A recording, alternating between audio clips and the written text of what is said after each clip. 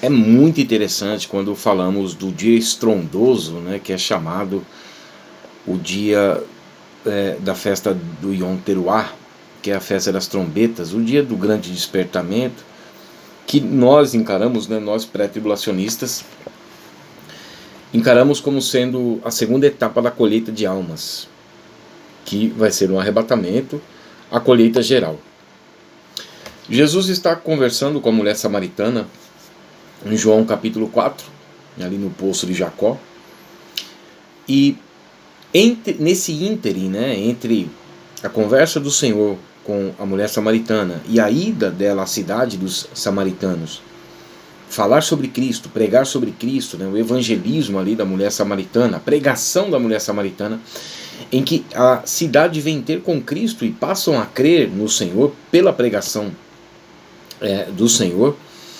Nesse ínterim, os discípulos aparecem, se espantam pelo fato de Cristo estar conversando com uma mulher e oferecem comida para Jesus, e Jesus disse que a comida na realidade era fazer a vontade do Pai.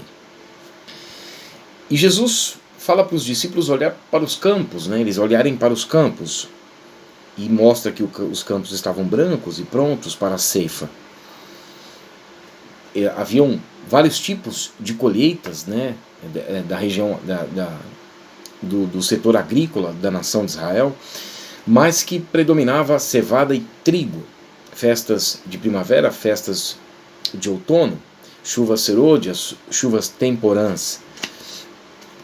O calendário cabeça do ano litúrgico como sendo a Páscoa, a partir da Páscoa, e no terceiro dia já as primícias, né, que seriam então a primeira etapa da colheita de almas, e nas festas de outono, né, as três últimas restantes, e no meio dessas festas o Pentecostes, né, para que não ficasse alargado o tempo, um espaço de tempo de um período de festas para outro. Você vê que Deus ele tem sempre esse cuidado, e nesse Pentecostes é a descida do Espírito, né, logo após a ascensão do Senhor. Então Jesus aponta para os campos de Israel. Sempre a nossa teologia, a nossa escatologia, e soteriologia também, porque na realidade a salvação vem dos judeus, né? Deles são as promessas, os patriarcas, o culto, o Cristo, as alianças, né? Romanos capítulo 9, versos 1 a 5.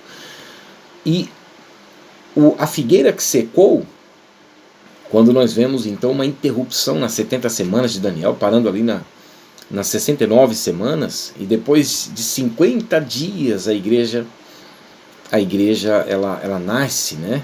No Shavuot, né? na festa do Pentecostes.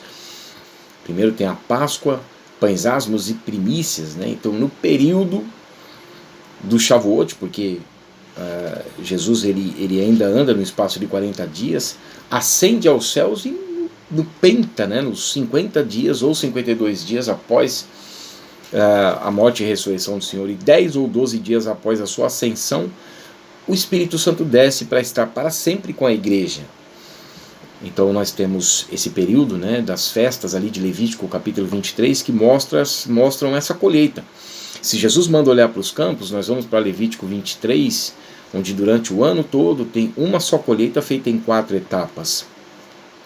Então nós vimos a primeira etapa dessa colheita, que foi quando na ressurreição do Senhor ele apresenta para Deus as primícias.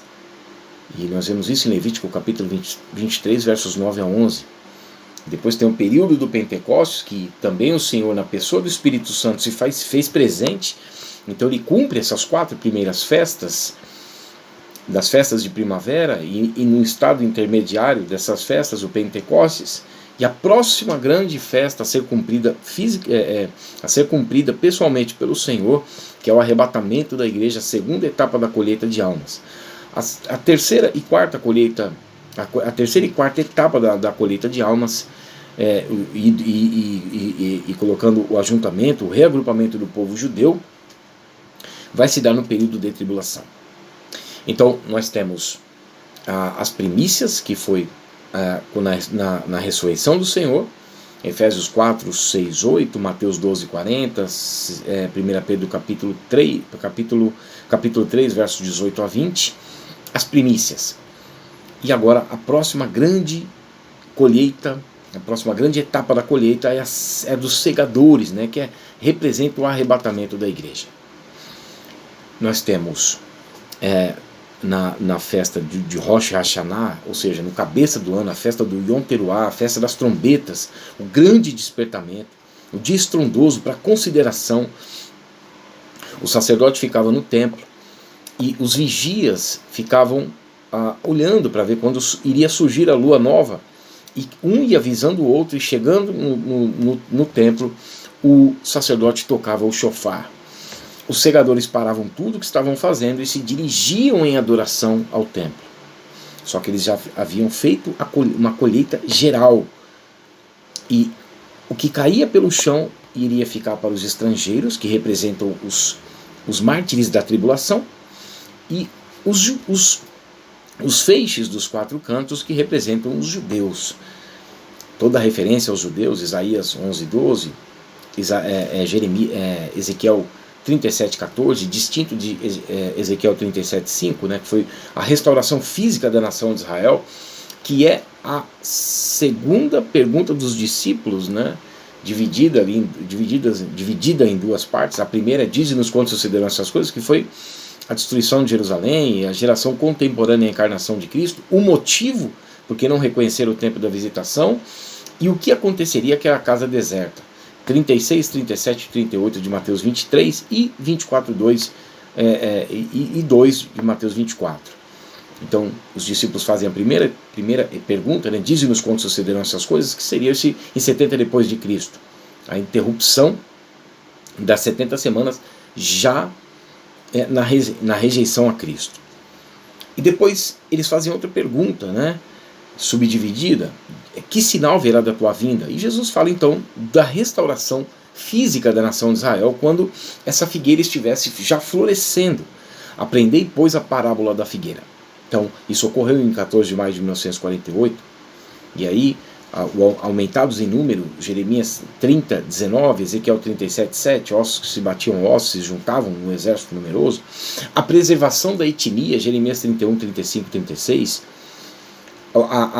o crescimento agrícola, Israel produzindo frutos para o mundo, né? Isaías 27, verso 6, Isaías 35, aprendei, pois, a parábola da figueira. E que sinal haverá da sua vinda, que seria a restauração de Israel, de acordo com 37:5 de Ezequiel. E a consumação do século, que será quando Jesus pisar fisicamente no Monte das Oliveiras, referência aos 4 cantos, porque aí nós já vamos falar da festa da expiação, que é depois da festa das trombetas, depois do arrebatamento da igreja, depois do grande despertamento, do dia estrondoso em que os segadores, e aí nós vemos esses segadores, é referência a 1 Tessalonicenses capítulo 4, versos 16 e 17, que será uma colheita geral. Os mortos em Cristo ressuscitarão, que não são os mortos da tribulação. Eu tenho vídeos falando sobre isso, é que aqui não dá tempo, mas se você tiver pergunta, pode fazer. Os mortos da tribulação não têm ligação, porque na realidade eles vão ter que esperar o número de seus conservos. A igreja não vai ser arrebatada por etapas. Os mortos em Cristo ressuscitarão, que são os que aqueles que morreram crendo antes da concretização da promessa, e aqueles que a partir de Pentecostes começaram a crer em Cristo, juntos com aqueles que estiverem vivos, né? Nós, os vivos, os que ficarmos, vamos falar aqui que nem o apóstolo Paulo. Então, esses são os segadores, a colheita geral. E aí nós temos toda a referência das trombetas ali que João ouve no capítulo 4 do Apocalipse, depois das advertências às igrejas, trombeta distinta das 7 que se iniciam no capítulo 8 do Apocalipse, que se encerra no capítulo 11, versos 15 a 19, que faz menção não de um arrebatamento, mas da vinda do Senhor, que está em harmonia com Mateus 24, 31, Daniel 2, 34, 33, 35, 45, 46, Isaías 11, 9, que será o ajuntamento dos judeus. Então, A trombeta de Yom Teruah é distinta da trombeta da expiação. A trombeta de Yom Teruah, Levítico 23, 24 a 25. A trombeta da expiação, 25 de Levítico, verso 9, que será a trombeta que o reagrupamento espiritual agora da nação judaica, que será a quarta etapa da colheita de almas, de acordo com Ezequiel 37:14. Porque Deus vai pôr o Espírito neles, e então eles vão clamar Baruch Rabá Beshem Adonai, que eles vão reconhecer a culpa, expiar, ou seja, afligir as suas almas, de acordo com Oséias 5:15, e de acordo com Romanos capítulo 11, verso 26 e 28. Depois disso todo Israel será salvo. Primeira entrada dos gentios na colheita dos segadores, que é a segunda etapa da colheita de almas. Depois os estrangeiros, que são aqueles que vão se converter na tribulação, representando aqueles que pegam as espigas que caíam no chão, depois dos segadores. Isso nós vamos lá para o livro de Ruth, não tem como negar. Ruth capítulo 2, versos 1 a 3 e versículo 10. Ou seja, salvos na tribulação. Haverão salvos na tribulação. E aí alguns perguntam, mas como pode haver salvos na tribulação se o Espírito Santo vai subir com a igreja, de acordo com os pré-tribulacionistas falam, de 2 Tessalonicenses, capítulo 2, versos 6 e 8. Assim como as pessoas criam em Deus antes da descida do Espírito no Shavuot e no Pentecostes. Antes disso as pessoas criam pelo mesmo Espírito. Então, na tribulação vai ser da mesma forma. E eles vão pagar por suas próprias vidas pela fé em Cristo. Todos. A Bíblia fala dos decapitados. Há dois grupos distintos ali em Apocalipse capítulo 20, verso 4. Parte A e parte B. Parte A, a igreja reinando nos tronos. Parte B, e desce para reinar com Cristo também, já casada, passada pelas bodas e galardão, e desce para reinar. E esses mortos da tribulação também reinarão em uma ressurreição na vinda física do Senhor. Há ressurreição no arrebatamento e a ressurreição na vinda física do Senhor, que também faz parte da primeira ressurreição. A primeira ressurreição necessariamente não quer dizer que será no mesmo dia, mas também faz parte da primeira ressurreição. Os que serão arrebatados no arrebatamento e os que serão ressuscitados já quando a vinda de Cristo fisicamente no Monte das Oliveiras, para ir para o Monte Sião, o Monte do Templo, que bate perfeitamente com a restauração da nação de Israel. Então é muito amplo e é muito gostoso de estudarmos e de compreendermos tudo isso. Então nós vemos esse grupo, o segundo grupo ali, que viveram e reinaram com Cristo por 1000 anos, né? Porque se a igreja está reinando já, como dizem aí os amilenistas, quando na vinda do Senhor, quando esses ressuscitarem, se eles estão colocando como o arrebatamento da igreja, eles vão reinar por 1000 anos, então vai ter novamente 1000 anos pela frente.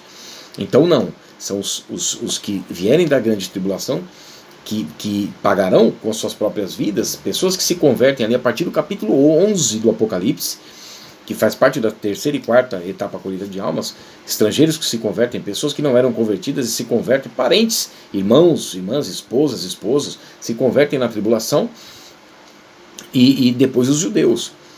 Então nós vemos esses que a partir do capítulo 11, versos 8 a 13, se convertem. Capítulo 13, verso 15, o anticristo faz morrer aqueles que não se dobram e que não aceitam o sistema global. Capítulo 14, verso 13, aqueles que a partir daquele momento dormem no Senhor são os mesmos do capítulo 6, verso 9 a 11, e do capítulo 7, verso 14. Esses não têm ligação com o arrebatamento da igreja, são os mortos na tribulação, que faz parte da terceira e quarta etapa da colheita de almas, que são estrangeiros e os judeus. A segunda etapa vai ser o arrebatamento da igreja, uma colheita geral dos segadores. Então você veja que é muito gostoso. Aqui a gente vai desenrolando, tem muita coisa, tem muito material, tem muita coisa pra gente estudar, pra gente entender, pra gente se aprofundar, né? De repente isso aqui é só um antepasto, né, para que muitos possam ter interesse pela escatologia bíblica e que nós possamos ter esperança, né? A igreja pode ter esperança, porque o próximo grande evento é o arrebatamento da igreja. Depois, na tribulação, pessoas serão salvas, pagarão com suas próprias vidas, e os judeus serão reagrupados dos 4 cantos, dos 4 ventos da terra, quando na vinda física do Senhor Jesus. O arrebatamento não é a vinda física. Jesus, a semelhança de Êxodo, capítulo 19, versos 1 a 20, o Senhor paira, descerá dos céus e vai pairar na atmosfera. E a igreja sobe ao encontro do Senhor nos ares, e assim estaremos para sempre com o Senhor, e na descida então para reinar com 1000 anos junto com os judeus, uma nação de sacerdotes, né, em promessa com relação à eleição de Romanos 9, versos 11 a 13, Romanos 11, 26 a 28, cumprindo então a 70ª semana de Daniel, que foi determinada sobre o povo judeu, a cidade de Jerusalém, Daniel 9, 19, Daniel 9, 24, Daniel 10, 14, tudo que está ligado a um tempo, desse tempo, metade de um tempo, 42 meses ou 1260 dias, está ligado ao povo judeu, de acordo com Daniel 12, 7. E de acordo com Apocalipse capítulo 11, versos 1 e 2, Apocalipse capítulo 12, versos 6 e 14, e Apocalipse capítulo 13, verso 5. Então, a escatologia é maravilhosa e nós devemos nos aprofundar cada vez mais. Deus abençoe.